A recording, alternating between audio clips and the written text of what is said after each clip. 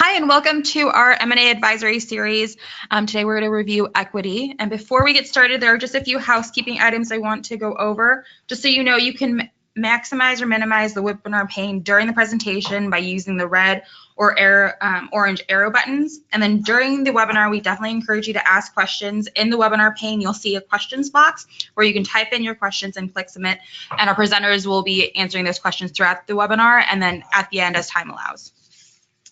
And I want to make sure everyone has good audio, so make sure if you're using a telephone that you select the phone call audio option. If you're on your computer, that you select the computer audio option. And then just as a reminder, you can follow us on social media. We are on Facebook, Twitter, Instagram, and LinkedIn. And I do want to introduce our presenters. Today we have Scott, who's a practice leader in our CFO advisory group, where he helps privately held, pre-IPO, and public companies handle a wide array of business valuation, equity compensation challenges, and technical accounting issues. And we also have Dean, who, after spending 12 years as an auditor here, he transitioned to be our chief relationship builder. He helps numerous private, public, and nonprofit companies address their tax, audit, and outsourcing accounting needs. So with that, I'm going to pass it off to Dean. Awesome. And I'd like to start off by just congratulating Scott and welcoming him to the partnership. He was recently voted in as a partner, coming here 1/1/18, and we're excited, super excited for his bright future and what he's going to add to our firm. So welcome to the club, Thank you. Scott. Appreciate it. With that said, as you know, we've been doing this webinar series from lots of different angles when it comes to M&A. Today is equity, and in a couple of weeks, we'll have our, I think that's next week, valuation, and we'll talk about some valuation tips that we can be giving everyone as well. All right. So as the state of the market, when we walk through, we've been walking through these slides now for the beginning of every webinar, and really what we're seeing at the big trend right now, and go ahead and if you can click through, is that the acquisition market has been strong and valuations have been high. Looking forward to getting the latest data when we move through here. And you see that the valuations have stayed high. Even with the transactions, people want a high valuation right now. And so the beginning part of the year, the transactions kind of slowed. We've seen lots of IPOs, but we definitely still see the transaction value is gonna get there, and it's gonna be interesting to see what this looks like at the very end of 2018. I know that we've had a lot of clients do a lot of acquiring, and we've had a lot of clients, as we always do, actually monetize and get acquired as well. Yeah, a lot of private equity buyouts and such in the market for sure this year. We've seen that a ton from our clients. Yeah, we're seeing a lot of it, and you know, that's really where this was born out of, Scott, is that just seeing so many of those transactions and people always asking, hey, keep me ahead of the curve. So we wanted to break this down and kind of walk people through what they should be expecting. So today we were kind of saying, well, from an equity perspective, we know that, you know, when people look at financial statements, that equity, they get scrutiny, especially in that due diligence piece. So why don't you walk us through what we're going to be doing and talking about today, and some of the I think we're gonna talk about kind of the highlights of maybe what you should be considering, and kind of how do you get ahead, right? And so we're going to talk about the equity plan documents. What should you be thinking about, whether you have a plan today, whether you're thinking about creating a plan. When you talk about the deal structure, if you're going to cash out equity awards, there's some nuances there to consider. And then getting on the accounting side, right? If you're a buyer, right, there's some fair value implications. And then if you're a seller and you sell, for example, to private equity, ultimately all the purchase accounting and such falls on yourself. So, and then within that, we'll talk about some acceleration provisions. So when you think about as a seller, you know, you need to understand what does your plan say about a change of control? Does it say that 100% of the options accelerate, which we don't find too common, but I would say in certain industries, especially like the banking industry, which has been in a hot M&A market, a lot of times the plans cite 100% acceleration on change of control. Do you have flexibility? I would say that's the biggest thing you want in your plan document is, do you have flexibility that says the board can determine, do we accelerate? Do we cash out? How do we treat options or equity awards in the context of a change of control? The other thing as a seller is, who in your organization has has change of control provisions in their grants. So, do you have a large number of directors? You have a large number of employees that have change of control provisions. You also want to make sure that you check employment agreements, right? It's not always going to be cited in the grant agreements. It might actually be cited in the employment agreements. So, and then thinking about, again, depending on if you're getting bought out by private equity, what does the equity structure looks like going forward? A lot of times that's going to be dictated by the private equity firm that you get acquired. So those are things that you want to look at today. What does my plan say? What do my grant agreements say? And have your house in order, because when you think about the fully diluted number is really important, right? A buyer is going to give you X amount of dollars, but what is that per share and how does that translate? And Scott, when you're thinking about that, you said something about employees. Is that normally found in like a key employee type of employee agreement, C-suite, or does that sometimes trickle on down? Yeah, it sometimes trickles on down, but I would say it's definitely focused going to be on your board of directors and your key employees. Potentially the employees that are savvy enough to negotiate it as part of their onboarding. One of the things as a trick, in thinking long-term, thinking ahead, is if you have an equity system where you're managing your options, are you tracking that, right? Is there there's usually a field where you can create a mechanism to track that so that you're not scrambling should an M&A event become imminent. So I think it's typically at the higher levels, but you do want to check across the board. From a buyer perspective, again, you're going to want to understand as part of your diligence, what is their plan? What does a potential seller's plan say? As well as how are you going to handle the equity plan? Are you going to assume the plan? Are you going to cancel the plan? Are you going to cash out the plan? And we'll talk a little bit more about that, but there's different ramifications in doing that. What is the ratio? Obviously, if you're going to assume the plan, if you're going to cancel the plan, are we just simply canceling it? Are we compensating employees? And kind of understanding the like. Most of our clients, I would say, have broad-based equity plans. And so when you simply cancel the plan, that can be disincentivizing as a buyer, in a go-forward company. But when you assume the plan, right, then you're taking on that dilution and you have to understand what that looks like and what the ratios look like. We'll talk on the next slide about cashing out equity awards. So there's some options, and we find that this is a common mechanism for the private equity world, but often, or sometimes I would say also in the private company or public companies acquiring private companies, is cashing out the options, meaning that on the transaction date, we're going to have no go forward options from the acquired company. The big trick here is whether you have, especially if you have ISOs, whether you have everybody exercise prior to acquisition, or do you simply pay people out and they don't exercise? And the big difference between the two is the tax withholding. So without getting too detailed, because Dean has made me promise that I will stay high level and not get too into the weeds, you definitely want to be careful if you have ISO grants. The most tax advantageous way to do it for both the employees and for the buyer is to have your employees exercise, and you could even force them to exercise pre-acquisition, and then they get cashed out as part of the acquisition. That treats the ISO as a disqualifying disposition, and there's no tax withholding.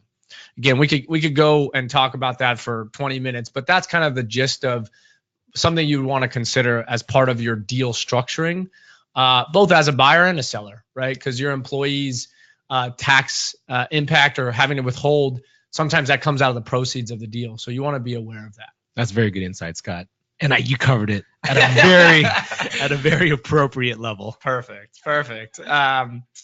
So now when we talk about fair value implications, and again, if you're a seller, oftentimes, the buyer is going to do the purchase accounting, but if you sell to private equity or another investment vehicle, you have to do this, right? You have to create an opening balance sheet. And so it's important to kind of understand and what are the befores and afters that you have to worry about. So when we think about the fair value implications with equity, we think about it like a modification, right? So we have to go through the exercise, and this is whether we cash out the awards or not, right? We have to go through the exercise of fair valuing the original award. And if we assume and replace the plan, what is the fair value of the new award? And this is a tricky exercise. Unfortunately, none of the systems really handle this. So it's really a spreadsheet exercise. and determining whether the new award has been modified or not. We'll kind of talk about that a little bit more in the next slide. Change of control provisions come into that, accelerations, et cetera. And so we'll talk about it when we'll talk about that in a second. The other thing is if it's thank you. If it's a cash settled award, we have to make sure we look at the cash paid versus the fair value of the award. So if we pay a significantly higher amount than the fair value of that option, we potentially create a gain in the transaction. And most of the time, buyers don't like gains, and that those have some negative consequences in the purchase accounting. But that's something to consider if we are cashing out options, is how much of a gain, or what is that gain above and beyond kind of the fair value immediately before, when you think about that. So as we talked about earlier, some merger agreements, some acquisition agreements say, hey, we're going to replace all of the awards and we're going to issue new awards. Some say, hey, we're going to cancel those awards and for no consideration. And there's a lot, maybe less consequences of that. And then some say we're going to cash out. And we kind of talked about, if we cash out, we got to be aware of, well, what is the value we're paying and how much does that exceed the fair value? Because that's where we could have excess purchase, excess compensation expense post acquisition.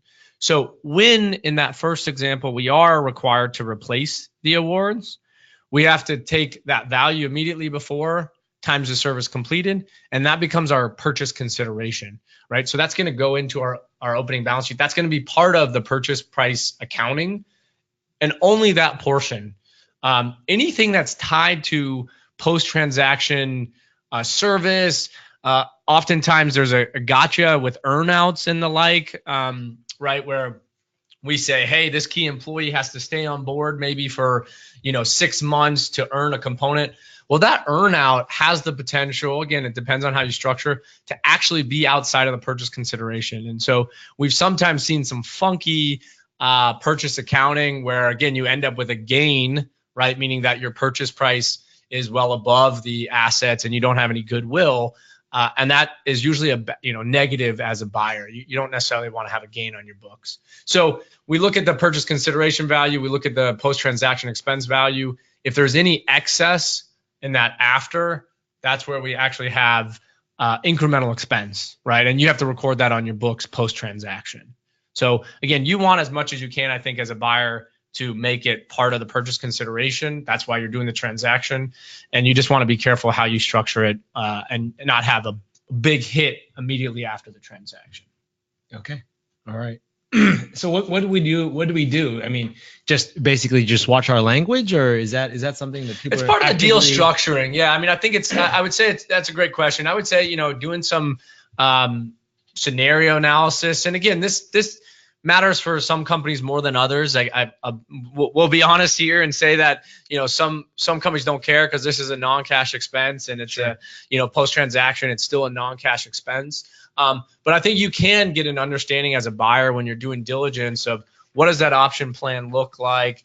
Where are options as far as being in the money or being out of the money, and kind of looking at that structure. So it comes down to the ratio, right? And the value that you're providing these employees by replacing their option plan, or again, by cashing out their option plan. And so what are we seeing then? I mean, obviously management is looking out what's best for the entire group and all of that, but how does that kind of play out a little bit? Can you give I think it's a mix. I would say most of the time the deals that are, again, I think thoroughly, I shouldn't say thoroughly, but if they're thoughtfully structured and considering this, they're not, they don't end up with a ton of excess or incremental expense post-transaction.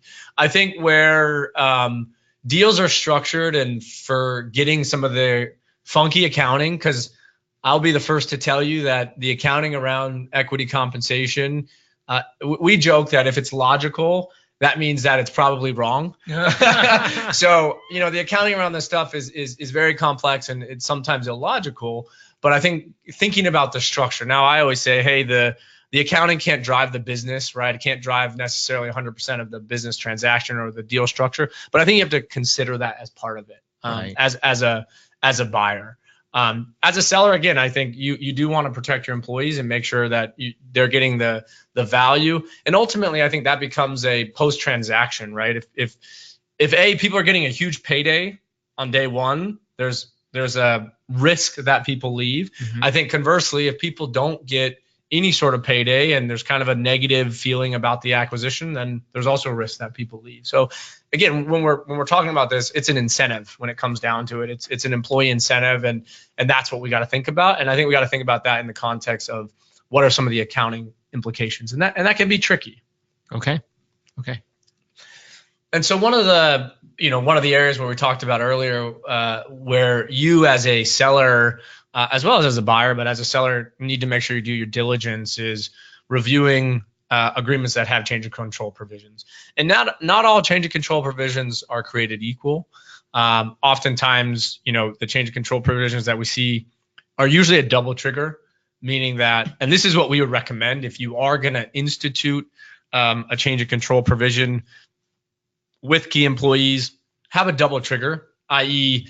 they don't just accelerate vesting upon the event itself, but either they accelerate vesting upon a termination 6 or 12 months after the event, should they be terminated, or potentially there's a second trigger. Again, maybe there's an earnout or something, that's more part of the transaction.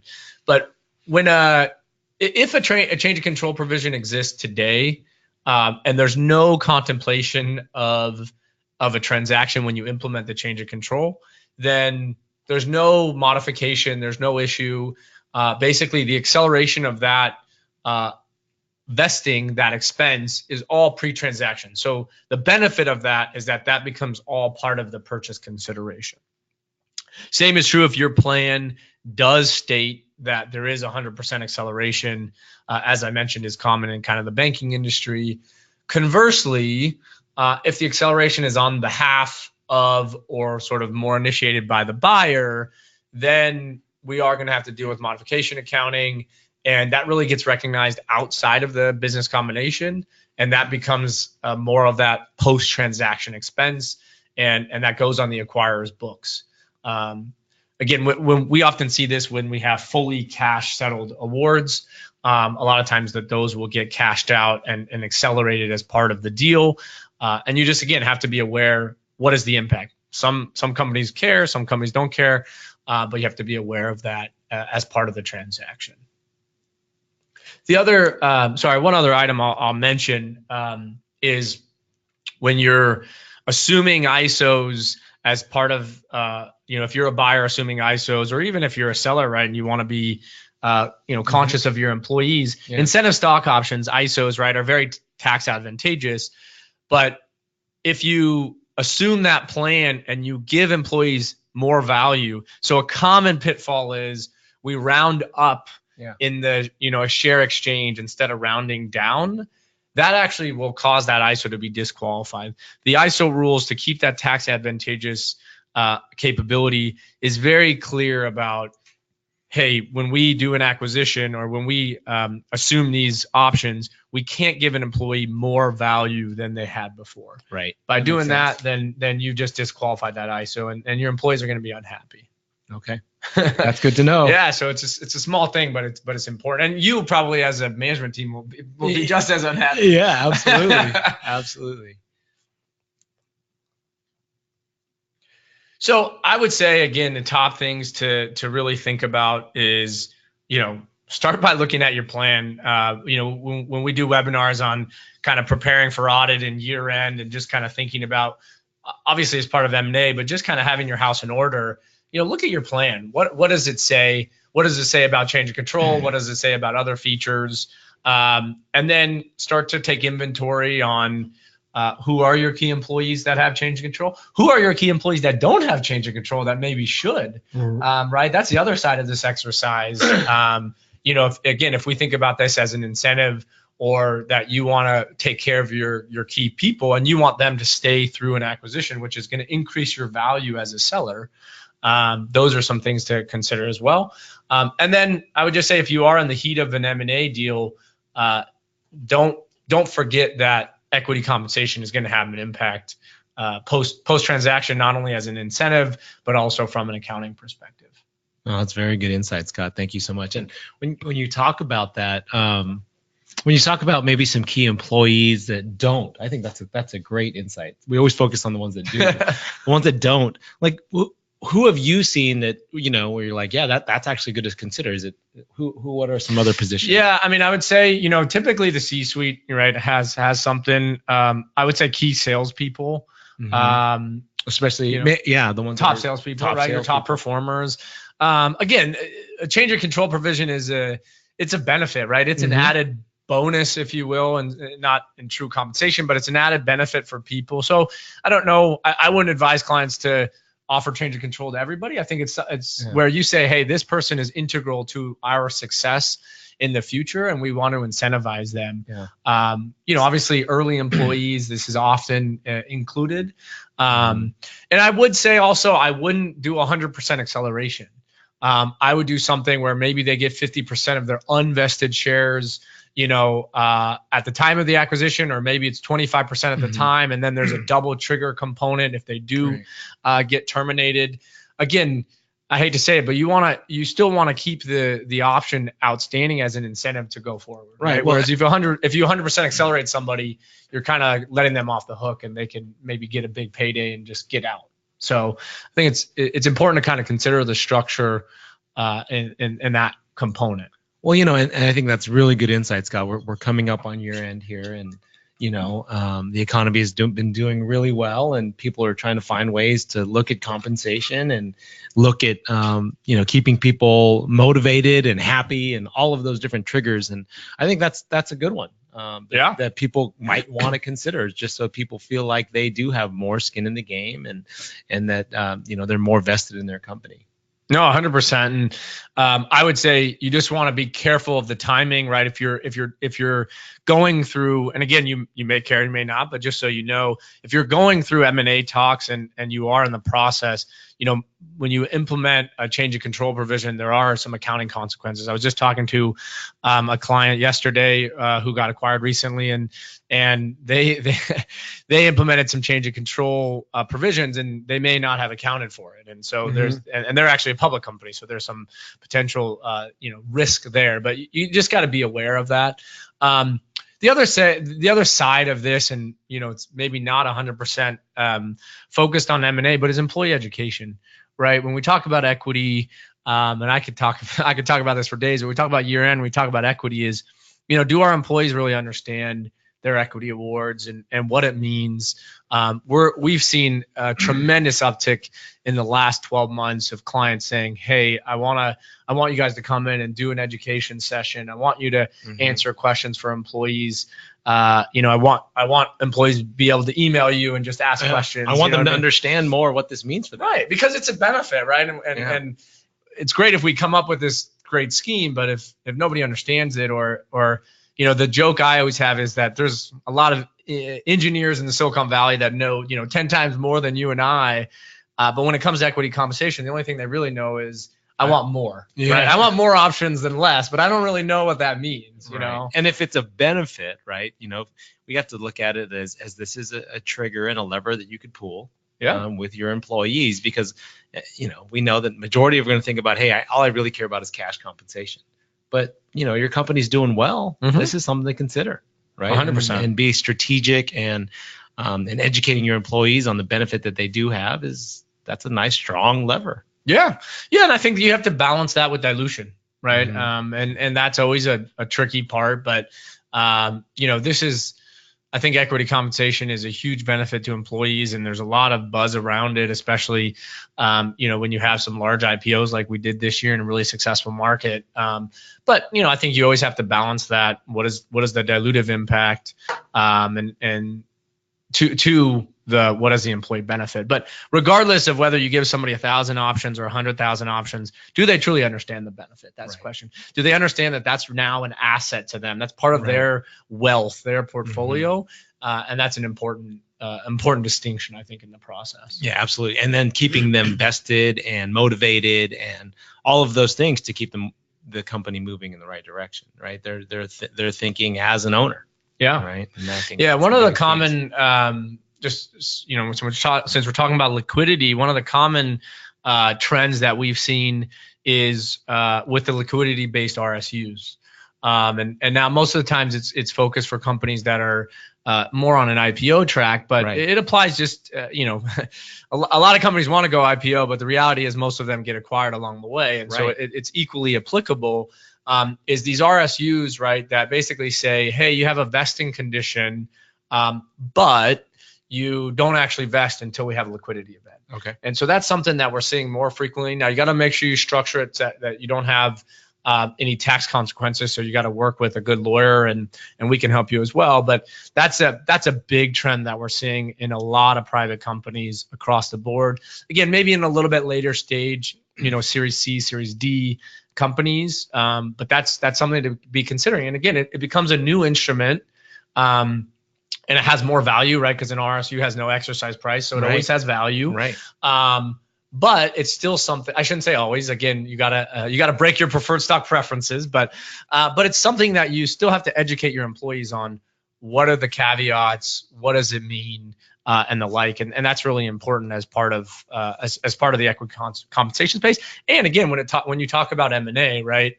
People get freaked out about M&A, and compensation is a big component of that, right? Right. And so, are you educating people about, well, what does it mean that your award got accelerated, and or that you're getting cashed out, and what are the tax consequences, or why should you exercise your ISO before the acquisition Yeah. instead of waiting till after, Yeah. right? Well, you should do that because you're going to then not have it withheld for taxes, and so there's components like that make a lot of sense. But those are little tidbits that not everybody considers. Awesome, Scott. I think you've given us lots of insight in 28 minutes. So I really appreciate it here. I do encourage everyone to tune in to our last webinar of the M&A series, which is going to be on valuation and trying to maximize purchase price or maximize strategy for maybe your company's next acquisition. That'll be next week, and we encourage everyone to tune in for that one as well. If you have any questions, please feel free to reach out to myself or Scott directly. And like I said, in about 30 days, that email will say partner for Scott. So we congratulate him and we thank him for his time today. Thank you, everyone. Thank you. Appreciate the time.